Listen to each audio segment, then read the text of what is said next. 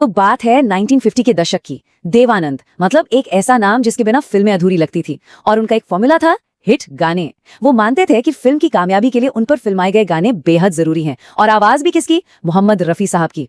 उनका ये मानना इतना पक्का था कि वो अक्सर अपने कॉन्ट्रैक्ट में ही ये शर्त रखवाते थे कि फिल्म में उनके लिए कम से कम 6 गाने तो होने ही चाहिए। ये कोई छोटी मोटी मांग नहीं थी, ये उनकी डील का एक अहम हिस्सा होता था। तो अब एंट्री होती है उस फिल्म की जिसने इस फॉर्मूले को ही चैलेंज कर दिया। फिल्म थी 1956 की क्राइम थ्रिलर CID। इसे प्रोड्यूस कर रहे थे गुरुदत्त और डायरेक्ट कर रहे थे एक नए होनहार डायरेक्टर राज खोसला। डायरेक्टर राज खोसला का विजन एकदम क्लियर था।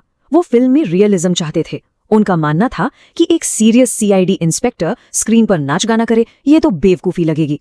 इसलिए उन्होंने एक बहुत बड़ा और साहसिक फैसला लिया। फिल्म के हीरो यानी देव आनंद के किरदार पर एक भी गाना नहीं होगा। बस यहीं से शुरू हुआ असली टकराव। एक तरफ थे देव साहब जिनका कहना था कि मेरे फैंस निराश हो जाएंगे, मेरे गानों के बिना फिल्म चलेगी कैसे। और दूसरी तरफ थे राज खोसला जो अड़े हुए थे कि एक इंस्पेक्टर का गाना गाना लॉजिक के खिलाफ है, इससे कहानी का असली मजा ही खत्म हो जाएगा।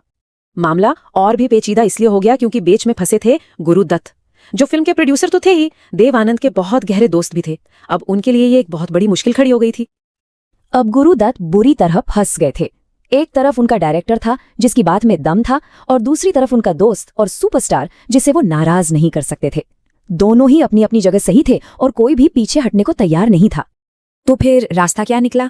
जवाब आया खुद गुरुदत्त की तरफ से, और क्या कमाल का जवाब था। एक ऐसा सोल्यूशन जो किसी ने सोचा भी नहीं था।